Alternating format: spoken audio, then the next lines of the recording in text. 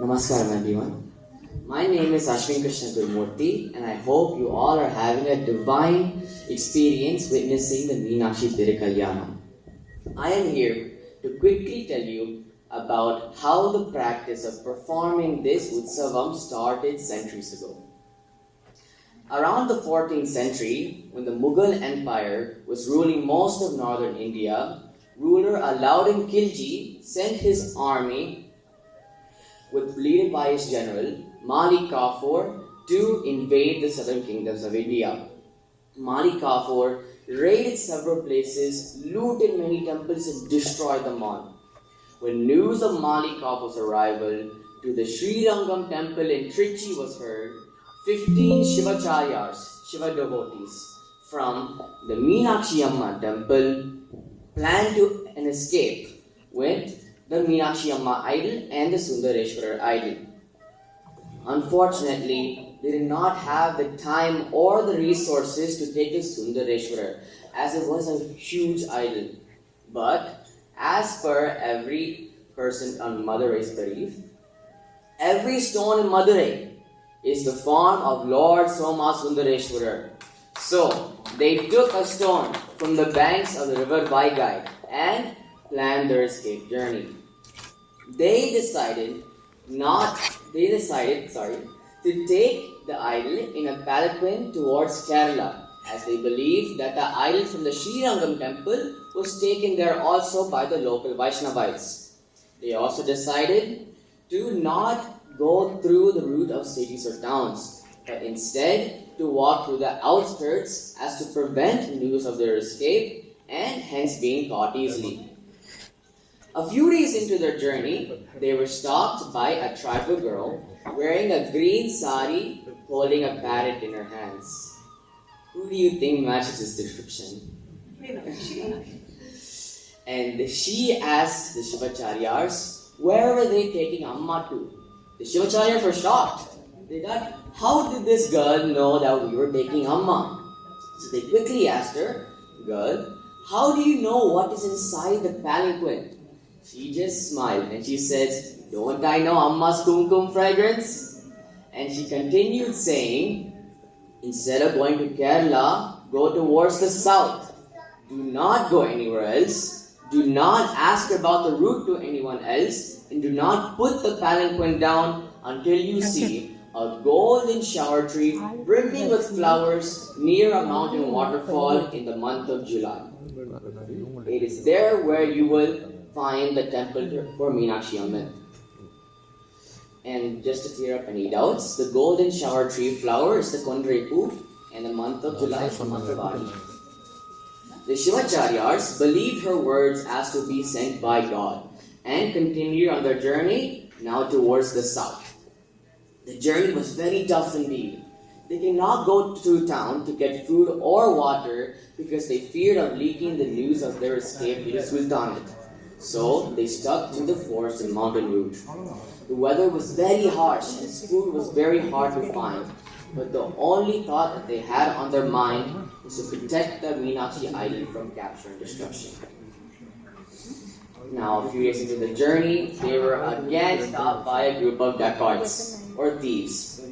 The dacoits chieftain opened the palanquin screen, expecting a huge treasure trove. He was shocked to find a little 3-year-old girl draped in a green sari smiling at him. He was immediately struck by her mesmerizing eyes, and not able to withstand her power, he felt dizzy and fell at her feet. When the little girl's tender hands touched his head, he could feel shockingly, electrifyingly cool waves emanating throughout his body. Indeed, he was blessed for generations to come, and he now knew the purpose of his birth. Under his command, the dacoits assisted the Shivacharyas on their trip.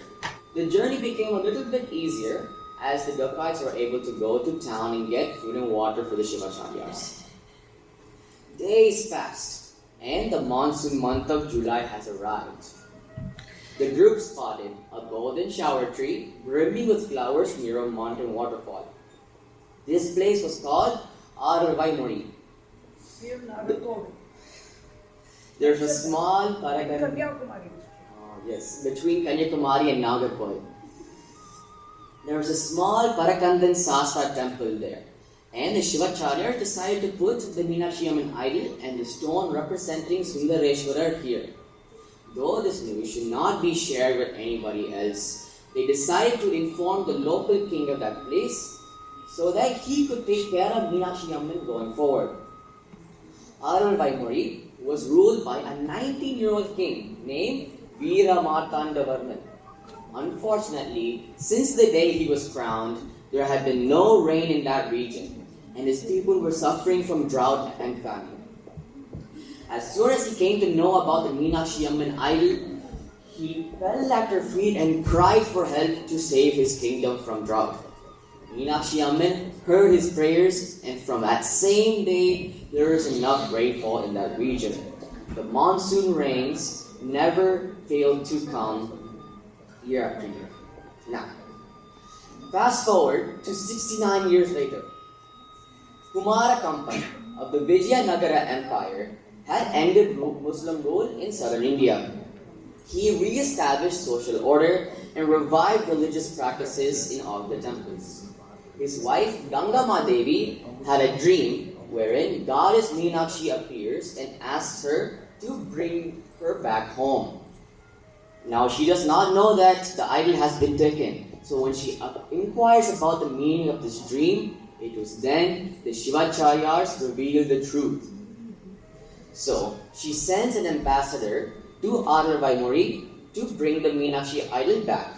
Now the king of Arulvaimozhi is faced with a difficult situation. He does not want to give back Meenakshi Amman's idol, because he knows that it will bring back bad luck to his kingdom. But on the other hand, he cannot defy the order of the mighty Vijayanagara Empire's king and queen. He was in a difficult predicament. So, he gathers his wise men and asks them for a solution to this tricky situation. A very wise and able Nambudiri said that, of course, when a girl is sent from her home, it brings bad luck to the home she has left. But there's an exception. If a girl leaves her house as a bride, then it brings good luck not only to the in-laws' house, but to the parents' house as well. So, the priest advised the king to be Meenakshi Amman's father, get her married to Sundareshwarar, and send her to Madurai as a bride. Everybody was happy with this decision, and the king planned a grand marriage for Meenakshi Amman. After the marriage, she was taken to Madurai in a huge procession. This grand procession was to be talked about for generations to come. And that is how the first marriage Utsavam took place, and it was followed then on every year by the Nayakars of Madurai.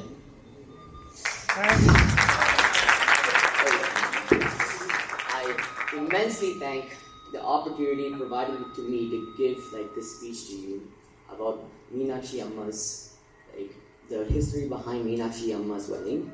Speaking of Amma, I must thank my Amma, for sharing these stories with me, and she wrote the script for me to share it with you all. Thank you and have a blessed rest of your day. For a short lecture.